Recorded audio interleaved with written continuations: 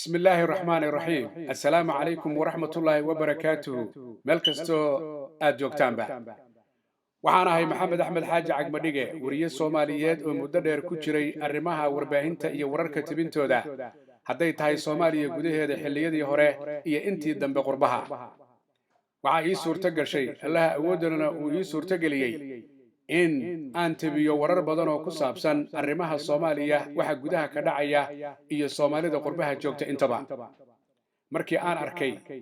muddo dheer aan eegayay waxa ii soo baxay arrimo aan qumanayn inay nagu soo wajahnaan karaan laakiin Allah awood leh ayaan qabnaa maadaama aan nahay dad islaam ah oo mar walba duceysta 60kii sano ugu dambeeyay Soomaaliya xor bay ahayd laakiin 30kii sano ee ugu dambeeyay xaalku ma aanu qumanayn ayadoo 30kii sano ka horreeyay dawladihii kala jirana ay isbedeleen dad badan oo Soomaaliyeed ay tabanayeen cadaalad darro iyo amuuro kale oo la soo gudboonaaday laakiin waxba waxa ka daran laga bilaabo 1991kii ismaandhaaf xoog la ayaa soo kala dhex galay dadka Soomaaliyeed maadaama aan barwaaqadii la haystay la oran alxamdulillah ilaahayna aan loo mahadnaqin taasi waxay keentay in alla ka fogaansho badan uu ka dhaco dalka Soomaaliya marka la fiiriyo waxyaabaha ka dhacayay 30kii sano u dambeeyay taasoo u muuqata inay tahay mid aan qumanayn adduun iyo aakhiraba hobiyayaal iyo hubka noocyadiisa kala duwan ayaa la isku garaacay dadka wax garaacaya waa Soomaali kuwa la garaacayana waa Soomaali sun ayaa lagu shubay bariga iyo badda Soomaaliya dadka ku shubay waa Soomaali kuwa loogu shubana waa Soomaali cunto dhacday ayaa daafaha caalamka laga soo gaday si bareera dalkana lagu iibiyay kuwa iibinaya keenay waa Soomaali kuwa laga iibinayana waa Soomaali daawo dhacday ayaa dayuurada loo raacay rag iyo dumar la soo iibiyay kadibna dalkii la keenay oo lagu baahiyo gobolada degmooyinka iyo tuulooyinka dadka keenay waa Soomaali kuwa laga gadayay daawada dhacdana waa Soomaali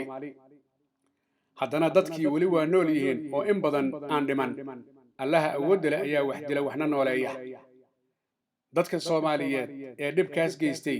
qaarkood waa dhinteen qaarna waa nool yihiin oo wali waxay ku howlan yihiin dhibaataynta ummadda Soomaaliyeed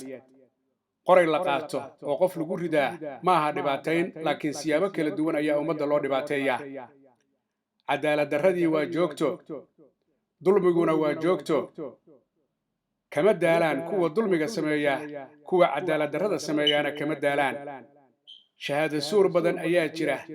oo isagu ku baahsan dalka gudihiisa iyo dabadaba kuwaasi oo aan aaqiradooda aan ka fakirin laakiin adduunka ka fakiray dad badan oo la dulmiye ayaa jira kuwii dulmiye qaar ay dhinteen qaarna ay nool yihiin kuwa wax dulmiyana kuwa ayaa ku taageera oo ku faraxsan dulmiga ay wadaan iyagoon aaqiradooda ka fakirin intaas waxaa dheer muranka siyaasadeed ee maaraha loo waayay ee 30kii sano u dambeeyay jiray kaas oo u dhaxeeya guud ahaanba bulshada marka laga bilaabo magaalo madaxda gobolada iyo degmooyinka iyo tuulooyinka dhib badan baa ka jira dadkuna waa dhiban yahay kuwa dhibayana waa Soomaali haddii haddaba xaaladdu ay sidaa tahay mustaqbal ceenkeeya ayaa muuqda mustaqbal mugdiya ayaa muuqda waxaana sal u ah alla ka cabsiga oo ka yaraaday guud ahaanba bulshada gaar ahaan inta horboodaysa dhinaca siyaasadda jaga kastoo ay hayaan ma aha macnaheedu 30kii sano u dambeeyay dadkii xilalka kala duwan qabtay jaga kastoo tahaba inay isku raaceen xumaan laakiin in yar oo fara ku tiriso ilaahood ka baqaya ayaa jira balse waxa badan inta aan aakhira ka fakirin ee adduunka ka fakirtay dadaan quraacan dadaan qadeen dadaan cashayn xoolahoodii aaway dadaa ku tagay dadaa maalin walba la barakiciyaa hooyooyin 80 jira aabayaal 75 jira ayaa maalin walba la barakiciyaa oo aan cunto cunin jidiinkoodan aan wax marin kuwa barakicinaya waa Soomaali anigoo maxamed axmed xaaji cagmadhiga ayaan barnaamijyo badan telefishinka caalamiga ee Universal ka daayay barnaamijyadaas waxaan ka xasuustaa barnaamijka anugu magac daray isku maqanta lagu maqan yahay oo yaa isku maqan waa Soomaali yaa ku maqan dad ajnabi ayaa ku maqan oo qaarkoodna ay agdegan yihiin qaarna aanay juqraafi ahaan u dhaweyn laakiin ay u hanqal taagayaan dhulka barwaaqada ah ilaahay uu ku manaystay barwaaqada laakiin dadkiisu ay tacbaan ka yihiin waxa ii muuqda mustaqbal mugdiya sidoo ugu muuqdo dad badan oo dhici karto fariinteedu inay gaarto oo muxuu yahay mustaqbalka mugdiga ahi Soomaali badan ayaa qaxootiga kadib markay ka barakaceen dhibta Soomaaliya ka jirta. Carruurtoodii bay la balanbaleen. Boqolkiiba 80 carruurtii fara kuma hayaan. Iyaga laftoodana cudurro kala duwan ayaa ku qabsaday meelo kala duwan oo dunida ah. Dalay u laabtaana uma muuqdo sida xaalku yahay 2020ka. Kuwa gudaha jooga waxay u xuslinayaan anaa raba iyo anaa iri iyo looma dhamma iyo waana la ka tegay iyo waana la dulmay iyo wixii la mid ah. taasuna ma qumana. Maantay qof kasta oo Soomaaliya jooga waxa uu u xuslinayaa sidoo dalka uga tagi lahaa oo meel ka mid ah dunida uu qaxooti ugu noqon lahaa lacag fara badanana lagu bixiyaa tahriibida. Haddii ay dhacdo waqti aan dhaweyn inay arrimo badani jireen soo ma dhici karto waqti aan naga fogeyn in dukumentiga wadamada shisheeye si bilaash lagu helo taasoo keeni karta dadka oo dhan oo Soomaaliyeed inay dalka ka tagaan. Hadday taasi dhacdo waxa soo socda taariikh aan weligeed adduunka ka dhicin oo ah halkan Soomaaliya ayaa la oran jiray Soomaali ayaa deganaan jirtay waxay noqdeen wax dhintay iyo wax qaxootiya dalkiina waxa qaatay qolo kale. Arrintaasu ma foga haddii aan la isbedelin oo Allaha awoodda la tala saaran oo shacabka degan magaalo madaxda gobollada iyo degmooyinka iyo tuulooyinka Soomaaliya oo dhan aysan fahmin oo aysan fadhiga ka kicin oo aysan ka fakirin war qolada idin horboodaysa maxay tahay halkaysi idin wada. Waxay dadku isla dhex maraan Soomaaliya dadka dhibka ku haya ee siyaasadda horboodaya waa laba qayb ayagu go'aansaday inay qaabkaas qaldan u dhaqmaan iyo qayb laga dhex hadlayo oo qolo shisheeye ay ka dhex hadlayso. Allaha awoodda leh ayaa og. Shacabkow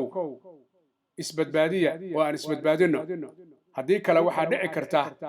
arrin ka duwan arrimaha adduunka maanta ka jira in laga arko dalka Soomaaliya iyo Soomaali dadkii la oran jiray. 2020 markaan fiirino gulufka colaadeed iyo ismaandhaafku wuxuu la mid yahay 1991kii. War aaway dadnimadii, aaway diintii, aaway alla ka cabsigii. haddaad adduun ka fakirtid aawa aakhiradaadii. dadka siyaasiyiinta kuwii hore iyo kuwii dambaba kitaabka kariimka 114 ayay gacanta saareen ayagoo leh waxaan ka fogaanaynaa xumaanta, waxaan u danqanaynaa una dagaalamaynaa inaan u shaqayno dalka iyo dadka iyo diinta. danta dalka mooyaane wax kala qaban mayno. laakiin 100% waxaa hubantiya rag badan iyo dumar badan oo xilal soo qabta iyo kuwa hadda hayaaba inaanay danta dalka iyo dadka aanay u xuslin oo ay tooda gaarka iyo wax aan fiicnayn ay bulshada u horseedeen. si dhib la'aana waxaan u sheegi karaa in alla ka cabsigu ku yaraaday dadka Soomaaliyeed, taasina ay keentay inay galaafteen dadka liita ee maatida ee ayagu aan maciinka haysan, ceelna uusan u qodnayn cidina aanay u maqnayn. miyaan berri wax la iska weydiinayn oo aan la is oranayn xaggee dadka iyo dalka lagu ogaa? waxaa ii muuqata anoo hadalkayga soo koobaya